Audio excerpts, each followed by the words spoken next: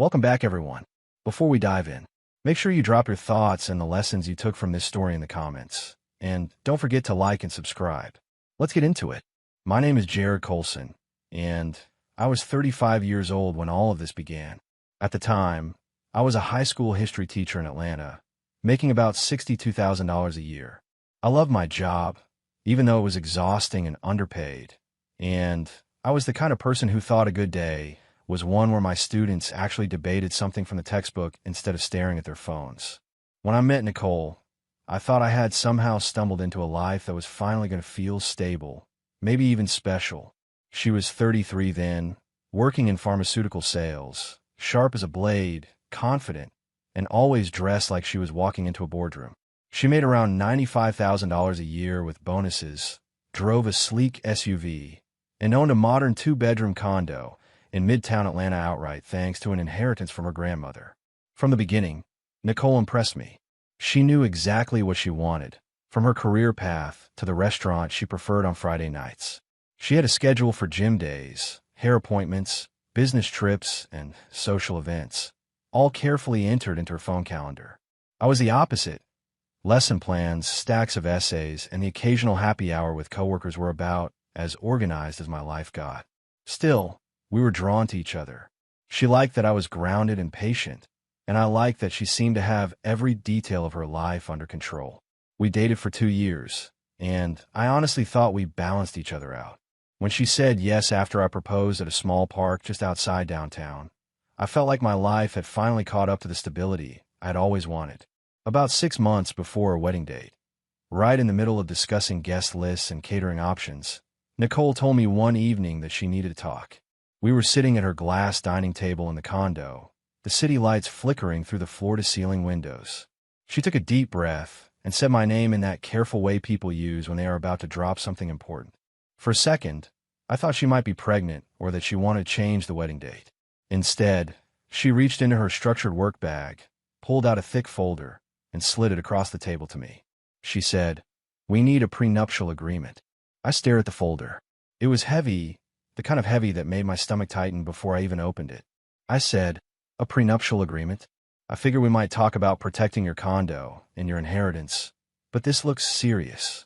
Nicole folded her arms, sitting up straighter. She said, "It is serious. I have worked hard for what I have, and my grandmother left me that condo because she trusted me to be responsible.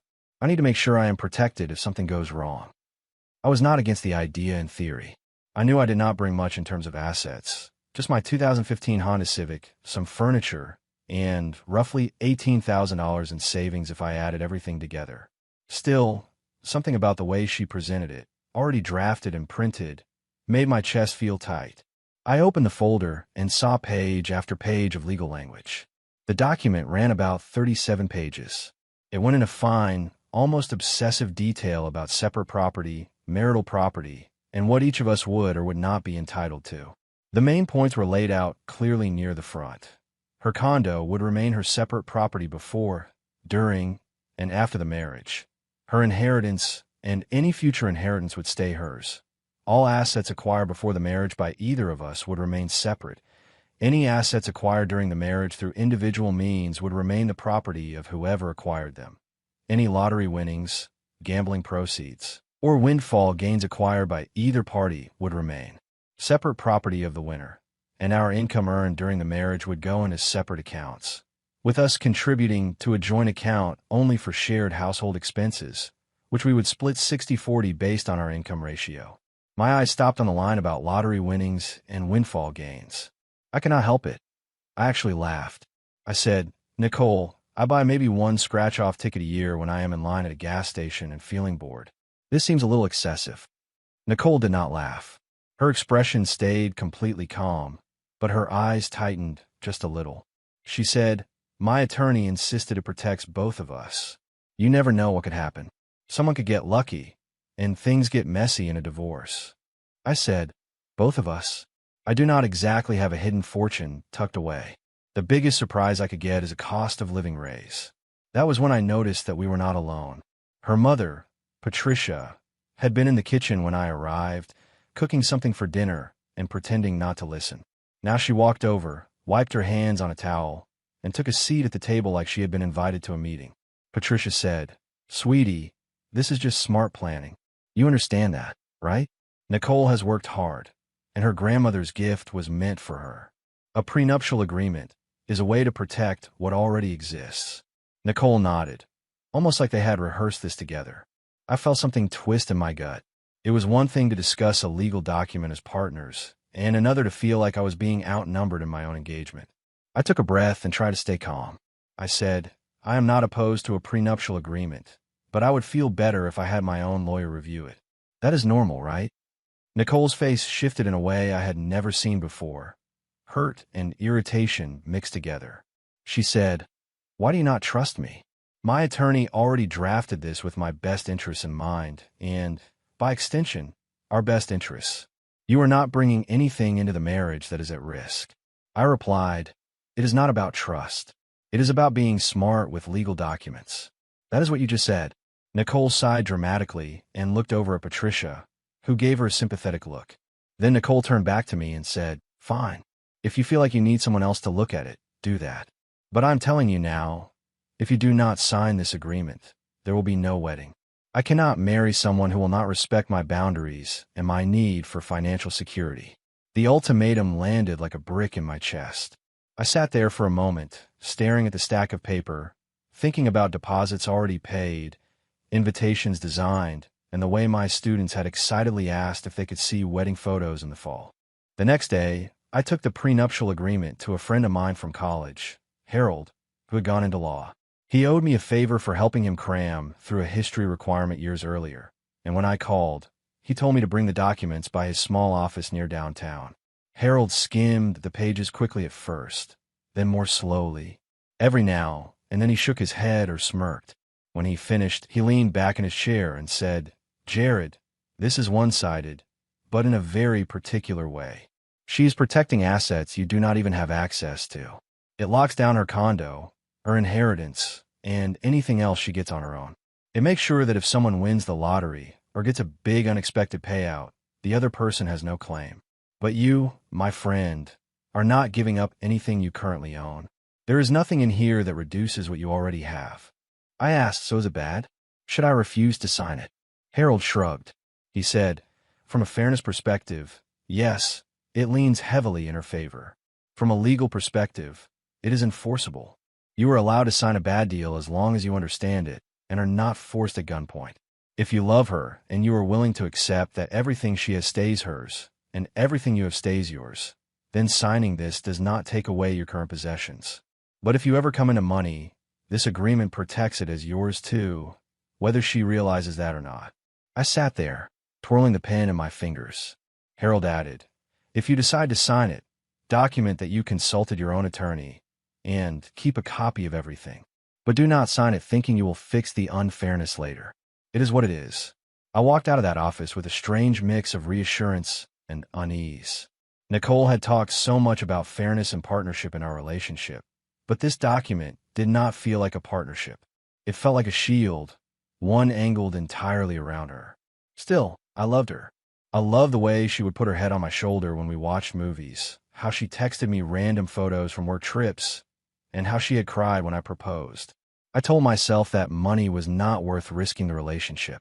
2 days later, after Harold had added a brief note acknowledging that I had independent legal counsel, I signed the prenuptial agreement. The wedding itself was beautiful. We got married at a small venue outside Atlanta with big windows and a view of trees that turned golden in the late afternoon light. My parents flew in, Nicole's family filled 2 whole rows, and our friends cheered when we walked back down the aisle. For a while after that, life felt almost normal. We settled into a routine. I moved into Nicole's condo. We opened a joint account for household bills and set up automatic transfers so that she put in 60% and I put in 40%. She made it clear early on that her condo was hers, though. She reminded me of that when we talked about furniture or decorations. I remember one particular Saturday, a few months after the wedding. I had spent the morning grading essays at the kitchen counter and decided to finally print a framed photo of my parents and me from the wedding. I held it up against the living room wall and said, "What do you think about putting this here?" Nicole looked up from her laptop, where she was going through sales numbers, and frowned. She said, "I really like the minimalist look in here. The walls are clean and intentional. I do not want them cluttered." I said, "It is just one picture. It is my family." She hesitated, then said, "This is my condo, and it has a certain aesthetic. Please do not hang anything without asking me first.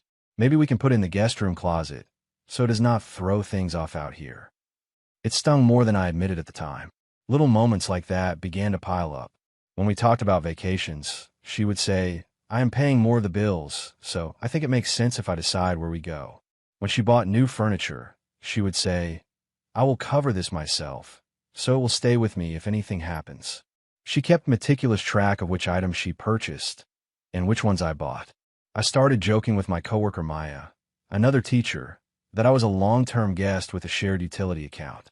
Maya would shake her head and say, "Jared, that does not sound like a marriage. That sounds like a lease agreement with extra steps." I would laugh it off, but some part of me knew she was not entirely wrong. Things stayed that way for about 3 years. We were not miserable, but I would not have called us happy either. We did not fight constantly, but we did not feel particularly close. It was like we were running parallel lives that only intersected around dinner and shared chores. Then, one ordinary weekday on my way home from work, everything changed. I stopped at a gas station just off the highway to grab a drink. As I stood in line, my eye drifted to the Mega Millions display. On an impulse, I told the cashier, "Let me get one Mega Millions ticket too." He printed it. I folded it once, shoved it into my wallet, and walked out without another thought. 3 days passed.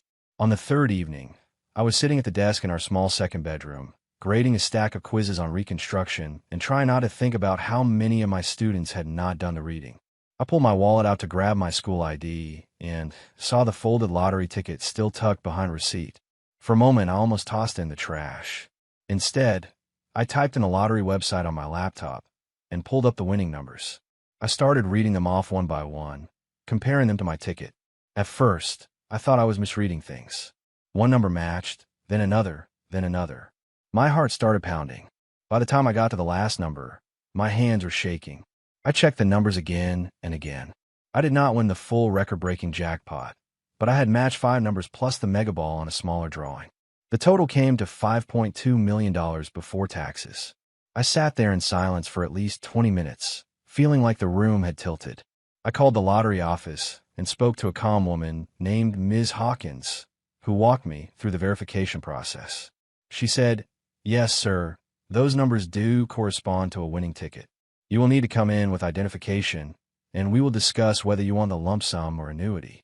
Congratulations." When I hung up, my hands were still trembling. After taxes, which the representative estimated, I would take home roughly $3.1 million. That night, Nicole and I had dinner at the condo. It was one of those simple dinners: grilled chicken, roasted vegetables, and a glass of wine. She was telling me about a frustrating doctor's office that had canceled a meeting at the last minute when I interrupted and said, "Nicole, I need to tell you something." She stopped and looked at me, her fork halfway to her mouth. "What is wrong?" I took a breath and said, "I bought a Mega Millions ticket a few days ago. I checked the numbers today. I won $5.2 million before taxes." For a moment, she did not move. Then she put her fork down slowly and said, "You are joking." I shook my head. "I am not. I checked the numbers multiple times. I called the lottery office. I have to go in tomorrow to start the claim process." Her face shifted from disbelief to astonished excitement. She stood up so quickly that her chair scraped the floor, walked around the table, and grabbed my arms. "Oh my God, Jared, do you understand what this means?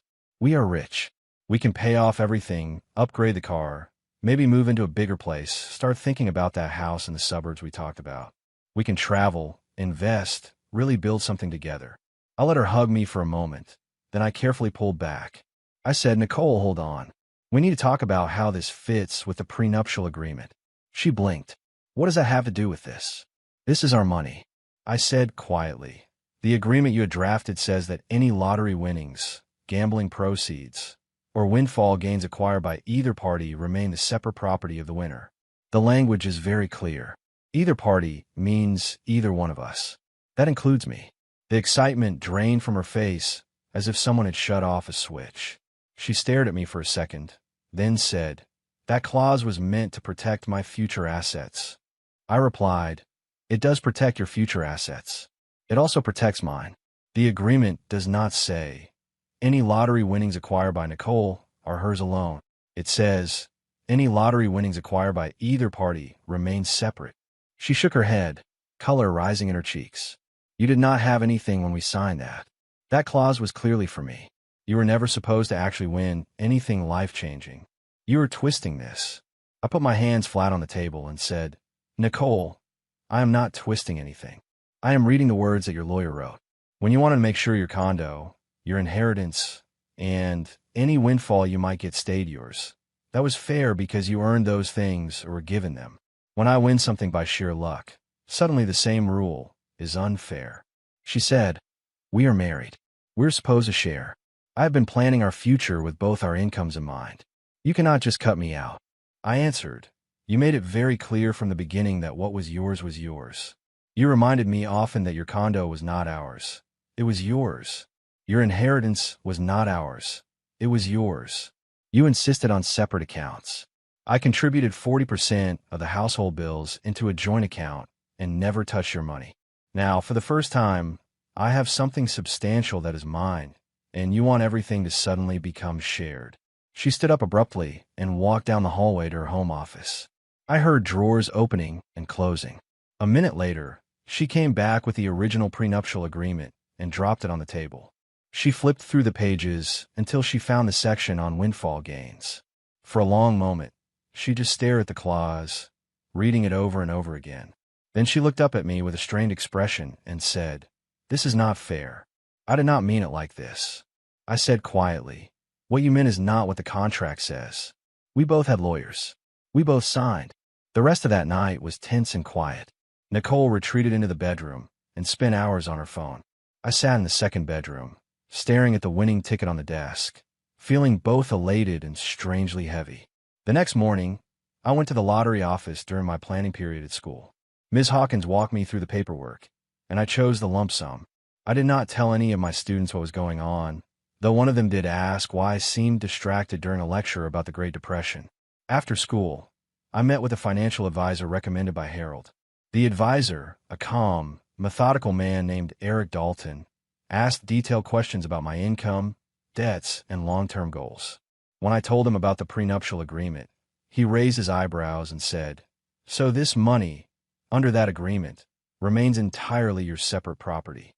I nodded, and he said, "Then our first priority is to keep it that way. Separate accounts, clear documentation, and conservative investments." Within 2 weeks of claiming the winnings, I had opened new accounts in my name only, provided the bank with a copy of the prenuptial agreement, and started working with Eric on an investment plan that would generate enough interest to live comfortably without touching the principal too aggressively. At the same time, the atmosphere at home grew oppressive. Nicole oscillated between icy politeness and forced sweetness. One evening she said, "We should look at houses together this weekend. It does not make sense to stay in the condo now that we can afford more." I replied, "I am not ready to buy anything together. I am still processing everything, and I need to think about what I want." She said, her tone sharpening, "What you want? We decided years ago we wanted a house in a good school district. Now you're acting like you were single." The thing was, I felt more alone in that condo than I had ever felt living by myself. One Friday afternoon, after a particularly tense morning in which Nicole suggested we should revisit the terms of our prenuptial agreement, I packed a suitcase, grabbed a few essentials, and told her I would be staying in a short-term rental for a while. She stared at me in disbelief. "You are leaving?" I said, "I need space. I am not filing for divorce today, but I cannot keep living in a place where every conversation is about how much money I'm going to hand over." She said, "You are destroying this marriage over money." I answered, "No. I am finally refusing to pretend that this was ever a partnership." A friend of mine from school knew someone who managed an apartment complex on the other side of town, and I rented a furnished one-bedroom there. I paid the first year's rent in advance, in cash from my new account. The place was not flashy, but it was mine. I could hang as many pictures on the wall as I wanted. For the first night, I sat on the couch under a crooked framed movie poster, staring at the quiet living room and feeling both relieved and exhausted. On Monday, I told my principal, a firm but fair woman named Principal Rowe, that I planned to finish the school year and then resign. She looked surprised and said, "Jared, are you sure? You are one of our best. The students will miss you." I said, "I know. I will miss them too. But my circumstances have changed, and I think I need a different path." For days after I moved out, Nicole's mother decided to escalate things. She called and said, "We are coming over. We need to discuss this situation like adults." Before I could respond, she hung up. About an hour later, there was a knock on my apartment door. When I opened it, I saw Nicole, her mother Patricia, her father Leon, and her brother Reggie standing in the hallway. Reggie crossed his arms and looked me up and down like he was sizing up an opponent. I asked, "How did you get my address?" Nicole said, "I followed you from school yesterday. You would not answer my calls." There was something unsettling about the way she said it, as if stalking me had been a reasonable step. Patricia pushed past me into the apartment before I could respond, followed by Leon and Reggie. I shut the door and said, "What is this?" Patricia said, "We need to talk about the chaos you have created. You cannot seriously believe you have the right to keep all of that money to yourself." I said, "I did not create chaos. I bought a lottery ticket, and your daughter had a prenuptial agreement written that says the winnings belong to the person who wins. I am following the document." Reggie rolled his eyes and said, "Do not be dense, Jared. You know that clause was not meant for you." I said, "The document says either party. I am one of the parties."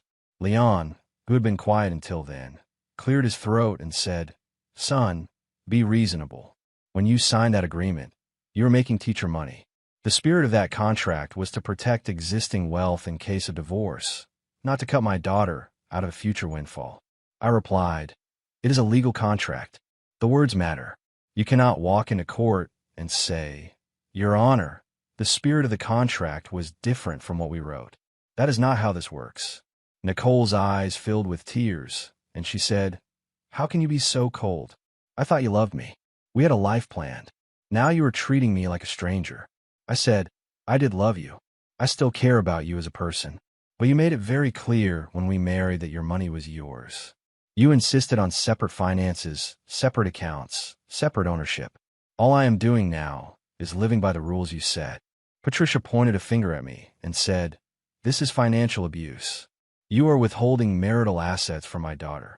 I actually laughed, not because it was funny, but because the accusation was so backward.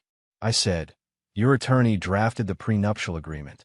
Your attorney inserted that specific clause about lottery winnings. You cannot call it abuse when I follow the terms you wanted." Reggie stepped closer, his jaw tight. "You are going to do this to my sister after everything she has done for you," he said. "She let you live in her condo. She covered more of the bills. She brought you into a better life." I answered, "I paid 40% of every bill on time. I was told repeatedly that the condo was not ours. It was hers. I was not allowed to put a single photograph on the wall without asking permission. When we traveled, she told me that because she earned more, she called the shots. So do not act like I have been some freeloader." Reggie gave me a small shove, not hard, but enough that I had to take a step back to keep my balance. That was a line for me. I straightened up and said, "All of you need to leave. Now." Patricia said, "We are not leaving until you agree to share that lottery money fairly." I said, "Fairly? Fair, according to you, means her inheritance is off limits, her condo is off limits, her separate savings are off limits, and my winnings are suddenly ours. That is not fair. That is opportunistic." I pulled my phone from my pocket and said, "You have 30 seconds to walk out of this apartment, or I will call the police and report you for harassment and trespassing. I'm not going to argue about this anymore." They hesitated for a few seconds. Then Leon put a hand on Patricia's arm and said, "Let us go." Patricia glared at me and said, "You will regret this. We will see you in court." They walked out, Reggie muttering under his breath as he passed. When the door shut behind them, I sat down on the couch and just breathed. I knew what was coming next. I also knew that I had documentation, a lawyer, and a contract that was very clear. Sure enough, 3 days later I was served with legal papers. Nicole was suing to have the prenuptial agreement thrown out. Her filing claimed that she had signed under emotional duress because she was in love and did not fully understand the implications. It also argued that the lottery clause was unconscionable given the disparity and our financial positions when we married. I took the paperwork straight to Eric Dalton, who had agreed to represent me in addition to advising me financially. Eric read through the documents, then flipped back to the prenuptial agreement itself. A slow grin spread across his face. Eric said, "This is remarkable. She drafted this agreement with her own attorney. She had legal representation. You had legal representation. The document is thorough, clear, and signed voluntarily. There is no duress here. She cannot now claim she did not understand the meaning of either party. And unconscionable. She is the one who insisted on separate property provisions to protect her assets. She cannot cherry-pick which parts apply and which do not now that the outcome does not favor her." I asked, "So I'm safe?" Eric nodded. "You are more than safe. In fact, once we get through the initial hearing, I want to file a countersuit for the cost of this frivolous lawsuit, plus attorney fees, plus any damages we can reasonably claim. Her attempt to twist the contract after the fact has consequences." The situation escalated quickly. A few days after meeting with Eric, I received a call from my bank. The representative said, "Mr. Colson, we wanted to verify some recent activity.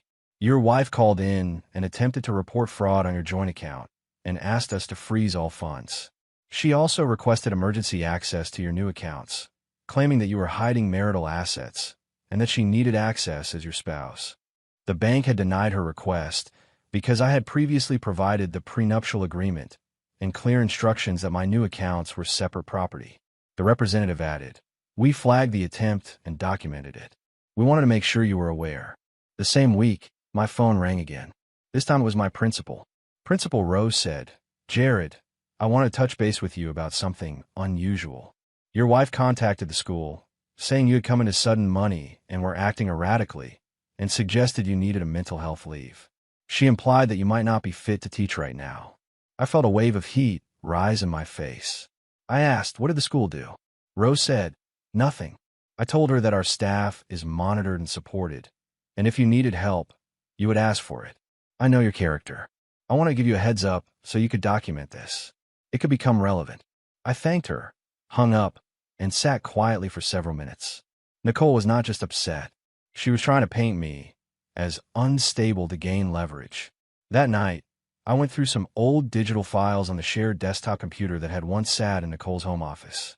Before I moved out, I had copied everything that belonged to me, but I had not examined all of it closely. Among the archive files, I found a folder labeled Wedding Documents. Inside were scanned receipts, caterer contracts, and a subfolder with emails. One of those email threads stopped me cold. It was between Nicole and her original attorney, sent months before the wedding. In it, she wrote, "I occasionally buy lottery tickets, and if I ever win big, I do not want him thinking he is entitled to any of it. Can we include a clause that keeps any lottery or gambling winnings solely mine?" The attorney responded with a draft of the clause that ended up in our final agreement. I forwarded that email chain to Eric with a short note. He called me within the hour, clearly delighted. He said, "This is exactly the kind of evidence judges appreciate. It shows intent. She specifically requested this provision for her own benefit. Now that it benefits you instead, she is claiming it is unfair and unconscionable." This email undermines that argument completely. Meanwhile, Nicole began texting me constantly. At first, the messages were apologetic. "We can work this out. I overreacted. Please talk to me." Then they turned angry. "You are selfish. You are letting money poison your mind.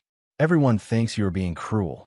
After that, the tone shifted again into bargaining. "I will drop the lawsuit if you share 50%. Okay, 40%. Please, at least 30%. We build a life together." Eric told me, "Do not respond. Let the messages keep coming. They are evidence of pressure and emotional manipulation." So I did not reply to any of them. The preliminary court hearing came about a month later. We appeared in a downtown Atlanta courtroom on a gray morning, the kind of day where the sky looked like concrete. I walked in with Eric, carrying a folder full of documentation: the prenuptial agreement, the email chain, the bank reports, the notes from my principal, and my own timeline. Nicole was already there with Patricia, Reggie, and Leon. She wore a tailored suit and looked like she had not slept much. To my surprise, she had brought not one, but two attorneys. Her original lawyer, Mr. Collins, and a second lawyer, Ms. Fletcher, who apparently specialized in contracts, claimed to be unconscionable. When the judge entered and took her seat, everyone rose. After the formalities, Nicole's primary attorney, Mr. Collins, spoke first. He said, "Your Honor, my client requests that the prenuptial agreement be declared invalid. The clause regarding lottery winnings was never intended to apply in this way and is unconscionable given the disparity in the parties' financial situations at the time of signing."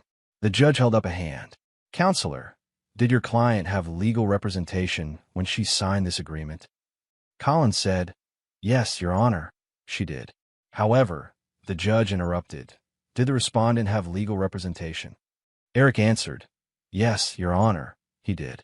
The judge continued, "Was there any coercion, fraud, or duress in the signing of this document?" Collins hesitated. "Not in the traditional sense, Your Honor, but my client was deeply in love and did not fully appreciate the implications of the more technical clauses." The judge looked unimpressed. She said, "So your client, an adult professional with her own attorney present, signed a legal document of her own free will. Is that accurate?" Collins nodded reluctantly. "Yes, Your Honor." The judge said, "And this document was drafted by her attorney?" "That is correct," he replied. Collins tried again. "The specific lottery clause was meant to protect her future, not to deprive her of a share of her husband's extraordinary windfall." The judge glanced down at the document and then back at him. She said, "The language is unambiguous. Either party means both parties. That is basic contract interpretation. Do you have any legal precedent supporting the idea that either party can be read as only my client?" Collins opened his mouth, then seemed to think better of it. He shuffled his papers instead. Eric stood when it was our turn. He spoke calmly, clearly. "Your Honor, I would like to submit several pieces of evidence. First, an email thread predating the marriage in which the plaintiff explicitly instructs her attorney to add a clause ensuring that any lottery or gambling winnings remain solely hers. Second, documentation showing that throughout the marriage, the plaintiff insisted on entirely separate finances, including separate accounts and strict boundaries around her condominium and inheritance. Third, bank records proving that she never contributed to the defendant's separate accounts and never allowed him access to hers. Fourth, a statement from the plaintiff's mother acknowledging that the prenuptial agreement was designed to protect what is hers." He handed the documents to the court clerk, who brought them to the judge. The judge read the email carefully. Her eyebrows rose slightly. Then she turned to Nicole and said, "Ma'am, according to this correspondence, you requested this clause to ensure that if you won the lottery, your husband would not believe he had a claim to the money. Is that correct?" Nicole's voice trembled as she said, "Yes, but I did not think he would ever." The judge cut her off gently. "You did not think he would ever have assets worth protecting. That is not how contracts work. You agreed to a principle, that such winnings would be separate property. Now that the outcome is not what you expected, you are asking the court to ignore the language you insisted upon." At that point, Nicole's second attorney, Ms. Fletcher, stood. She said, "Your Honor, we also propose that the prenuptial agreement should be invalidated due to inadequate consideration. My client brought significantly more assets into the marriage. She sought only to preserve what she already had. The disparity between their positions at the time makes the agreement fundamentally unfair." The judge sighed. "Counselor, your client brought assets into the marriage and wanted to keep them separate, correct?" Ms. Fletcher said, "Yes." The judge continued, "And the prenuptial agreement accomplishes exactly that. It also extends the same protection to the respondent. You cannot argue it is fair when it protects her and unfair when it protects him. That is not persuasive." Then Eric presented what he called the nuclear piece of evidence. He said, "Your Honor, in addition to everything already submitted, we have documentation from the defendant's bank showing that the plaintiff attempted to report fraudulent activity on their joint account and freeze funds. She also attempted to gain unilateral access to the defendant's separate accounts and was denied. Furthermore, we have a statement from the defendant's employer indicating that the plaintiff contacted them to suggest he was mentally unstable after coming into his lottery winnings." He handed the documents over. "We believe this shows a pattern of financial manipulation and harassment." The judge's expression hardened. She looked at Collins and Fletcher and asked, "Is this accurate?" Collins shifted uncomfortably and said, "Your Honor, my client was emotional and made some regrettable decisions in the heat of the moment." The judge said, "Attempting to freeze someone's bank account and contacting their employer with false claims is not simply regrettable. It borders on malicious. I see no grounds here to invalidate this prenuptial agreement. I see a thoroughly drafted contract, signed by two represented adults, and a plaintiff who regrets the consequences." Ms. Fletcher said, "We would like to request a continuance to better prepare our arguments." The judge shook her head. "Request denied. The prenuptial agreement is valid and enforceable. The plaintiff's petition is dismissed." Just like that, in a few sentences, the main legal thread evaporated. Nicole's shoulders slumped, and Patricia whispered something angry in her ear. Reggie glared at me from across the aisle. When the hearing ended and we were dismissed, I walked out of the courtroom with Eric, feeling lighter than I had in months. That feeling did not last long, because the parking garage confrontation was waiting. As I approached my car, Leon and Reggie stepped out from behind a pillar. They were not physically blocking my path, but the message was clear. Leon said, "You really went through with this. You actually humiliated my daughter in court." I said, "I followed the legal agreement she demanded I sign." The judge enforced her own contract. Reggie took a step closer and said, "Legal does not mean right. You know she needs that money. She had plans." I said, "She makes $95,000 a year and owns a condo free and clear. She is not destitute. She wanted my winnings to cover bad decisions she made without me." Leon said, "She has expenses, investments. She was going to start a business with that money." I said, "Then she should not have counted on winning an argument in court more than counting on her own ability to manage risk. The money is mine by the agreement she wrote." Reggie shook his head and said, "Family takes care of family." I replied, "Where was that energy when she refused to let me even hang a photograph in the condo because it disturbed her design? Where was it when she insisted every dollar she earned went into accounts I was not allowed to see? She made sure our finances were separate. I'm just living by the terms she set." Leon frowned, looking genuinely puzzled. "That was different," he said. "She earned that money." I looked him in the eye and said, "And I won this. The same principle applies." They finally stepped back, and I got into my car and drove away. 2 days after the hearing, Nicole's new attorney, a third one named Mr. Avery, called Eric's office. Eric put him on speaker so I could listen.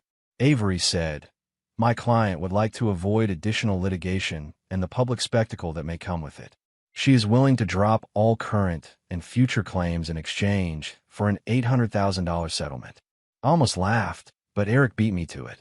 He said, "$800,000 for what, exactly?" Avery replied, "For pain and suffering, emotional distress, and to preserve the marital relationship, if possible." Eric said, "The marriage in which she kept all finances separate and insisted on a prenuptial agreement that we just successfully defended." Avery's tone tightened. "My client is attempting to be reasonable." I leaned toward Eric and said quietly, "I'm not paying her anything." Eric nodded and said into the phone, "Tell your client that Mr. Colson is willing to give her exactly what the prenuptial agreement entitles her to, which is nothing beyond what he has already honored. That is the same amount he received from her separate inheritance, her condo, and her accounts. Nothing. This is not cold. It is consistent. There will be no settlement." Avery sighed. "I will convey your position." When he hung up, Eric grinned and said, "Well, that was predictable. Now we file the countersuit." Eric filed a countersuit seeking $125,000 in damages for legal fees, harassment, attempted financial interference, and defamation related to Nicole's false claims to my employer. During discovery, we learned more than I expected. First, Nicole had taken out a personal loan for $50,000 3 weeks before I won the lottery to invest in a friend's so-called business, which turned out to be a multi-level marketing scheme selling essential oils and wellness kits. She had expected a large bonus from work to help pay it back. The bonus did not materialize because her sales numbers had dropped. Second, she had been telling friends, colleagues, and extended family that I was stealing her money and refusing to share wealth that naturally belonged to both of us. Several people reached out to me confused, asking for my side of the story. Third, Nicole had tried to contact my parents, Denise and Harold Sr., to explain what was really going on. My mother called me afterward, laughing. She said, "That woman called here talking fast, saying you had turned greedy and that she just wanted what was fair. I asked her if she had shared her inheritance and condo with you. When she tried to dance around the question, I told her I did not need more details and hung up. I trust you. I raise you to honor your word, and it sounds like you're holding her to hers." Fourth, Patricia had hired a private investigator to follow me, apparently hoping to catch me doing something scandalous with the money. The investigator eventually contacted Eric directly and said, "I am not comfortable with this. I have footage of Mr. Colson visiting his financial advisor, going to open houses, and volunteering at a community center. He is not doing anything illegal or improper. If needed, I will testify to that." Just when I thought the situation could not become more absurd, I walked out to my car one afternoon and saw the word thief carved into the driver's side door in deep, angry letters. My stomach sank. I checked my doorstep camera. I had installed it on my apartment the first week I moved in, partly out of caution and partly because Eric suggested it. The footage showed Reggie walking up to my parked car late the night before, glancing around, and dragging something sharp along the side of the vehicle, spelling out the accusation in slow, deliberate strokes. I filed a police report and handed over the video. Reggie was arrested and charged with vandalism. A day later, Nicole called me, crying. Her voice was hoarse. She said, "Jared, please. You have to drop the charges against Reggie. He is family. He made a mistake." I said, "He committed a crime. The camera caught everything." She sobbed and said, "If he gets convicted, he could lose his job. You will ruin his life over some scratches on a car." I replied, "He should have thought about his job before he decided to carve an accusation into my property. I am already paying to have it fixed. That is enough generosity from me." Nicole said, "I will pay for the repairs." I asked with what? The separate account I was never allowed to know the balance of? The loan you took out for that multi-level marketing investment that failed. She went silent. Finally, she whispered, "You have changed." I said no. I have stopped allowing people to walk over me. The criminal case moved quickly. Reggie accepted a plea deal, admitting guilt to avoid more serious charges. He was sentenced to 100 hours of community service in order to pay $2,800 in restitution for the repairs to my car. Shortly afterward, his workplace, which had a strict policy about criminal convictions, terminated his employment. Patricia called me again, furious. She said, "You ruined his life. How could you let this happen?" I said, "He ruined it himself when he chose to commit vandalism on camera. I did not force him to carve anything into my car." She yelled more insults and accusations before hanging up. Meanwhile, the divorce process finally began. 6 weeks after the hearing that upheld the prenuptial agreement, I filed for divorce. With the agreement in place and our strict separation of assets, it was surprisingly straightforward. The only shared property we had was the joint account with about $4,200 in it. We split it evenly and closed the account. Nicole tried to request alimony, arguing that she had grown accustomed to a certain lifestyle while married to me. At the hearing, the judge scanned the financial records and actually smiled in disbelief.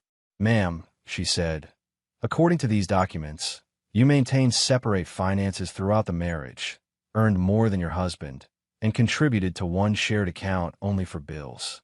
There is no evidence that he provided you a lifestyle you could not maintain on your own. Your request for alimony is denied."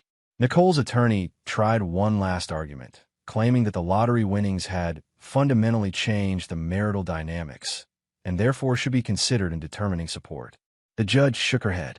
"The lottery winnings are explicitly classified as separate property under the prenuptial agreement that has already been upheld in this court. You may not reopen that issue through the back door of alimony." With that, the divorce was granted. No property beyond the split joint account.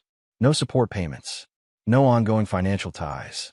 When I walked out of that courthouse, the sense of finality was almost physical.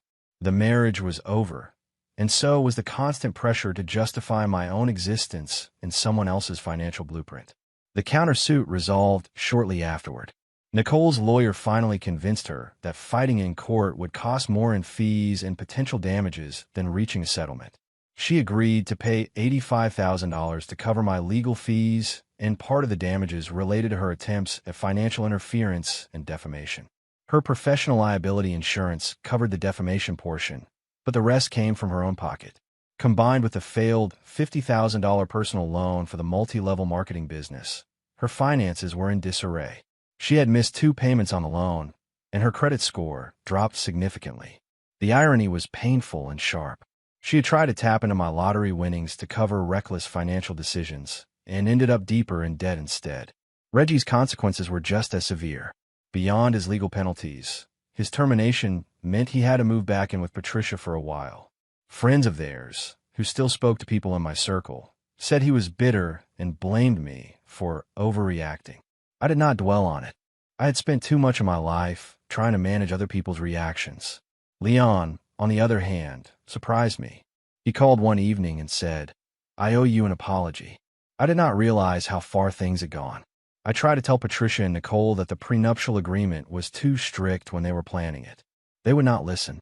Watching all of this unfold opened my eyes to patterns in my own marriage that I had been ignoring for years. We talked for almost an hour. He told me he was filing for divorce himself. Patricia blamed me for destroying the family, but I knew all I had done was stop playing my assigned role in their script. Nicole moved back into Patricia's house once the divorce was final. She kept the condo as hers, of course, but word reached me that she had rented it out to help with her loan and legal costs. She had always loved presenting a polished image. Nice clothes, smooth hair, carefully curated social media posts. Now, according to a few mutual acquaintances, her smile looked tighter, and the captions had shifted from motivational quotes to veiled complaints about betrayal and greed. Some of her friends quietly stepped back after learning the full story. A few who remained told me privately that she was still telling anyone who would listen that I had stolen her future. I did not respond. There was nothing left to say. 2 weeks after everything was finalized, she sent one last text message. It said, "I hope you are happy alone with your money. You will regret choosing cash over love." I stared at the message for a moment, then locked my phone and set it face down on the table. I did not answer. Love, I had learned, is not real when it only exists as long as you have less than the other person. As for me, I moved forward. I bought a 3-bedroom house in a quiet land neighborhood with tree-lined streets and kids playing basketball in driveways at dusk. I paid cash. For the first time in my adult life, I owned something that was entirely mine, with no one standing over my shoulder reminding me whose name was on the deed. I painted the walls colors I liked, hung photographs of my family and former students in the hallway, and set up a small study with shelves of history books and a comfortable chair. Sometimes, when I walked from room to room, the silence felt almost luxurious. No tension, no unspoken ledger of who owned what. I did not go back to teaching after that school year. Instead, I returned to the school one last time for a small goodbye gathering. Maya hugged me and said, "I am still mad at you for leaving, but I get it. Just do something good with that money, okay?" I told her I planned to. I started a scholarship fund for low-income students in the district, seeding it with $500,000 from my winnings. I set it up so that each year, several students who had worked hard in challenging circumstances could receive real help with college tuition, not just a token amount. Seeing the first group of recipients announced, reading their essays and their plans, felt better than any luxury purchase could have. The rest of the money went into conservative investments under Eric's careful guidance. I lived off the interest, keeping my personal expenses modest.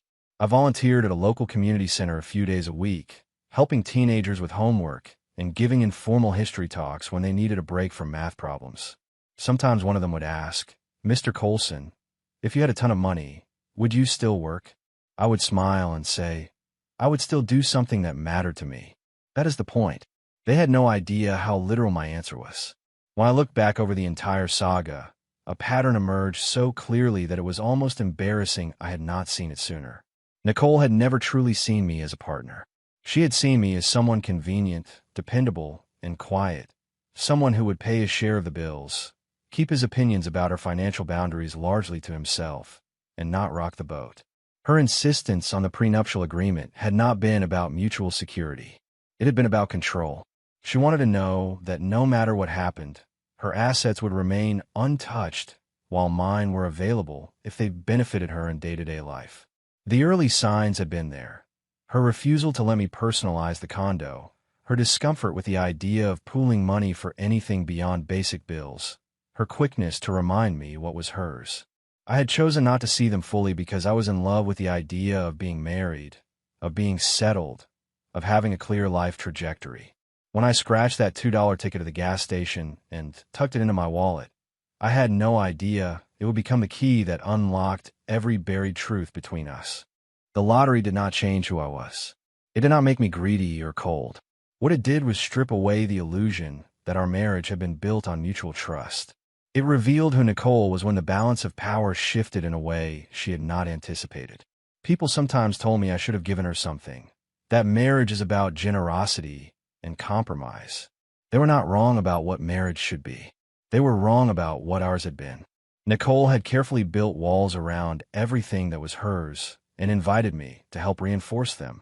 When I finally had something of my own, she tried to tear those walls down from the other side while still keeping hers intact. In the end, that $2 Mega Millions ticket did more than deliver a jackpot. It forced every unspoken assumption, every quietly accepted slight, every one-sided rule into the open. It cost me a marriage that, I now understood, had never really been equal.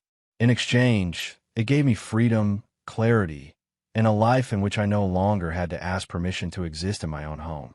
That was worth far more than the numbers on that ticket could ever measure. If you enjoyed this story, please like, comment, and share this video with your friends. Subscribe and turn on the notification bell so you never miss a powerful story drop.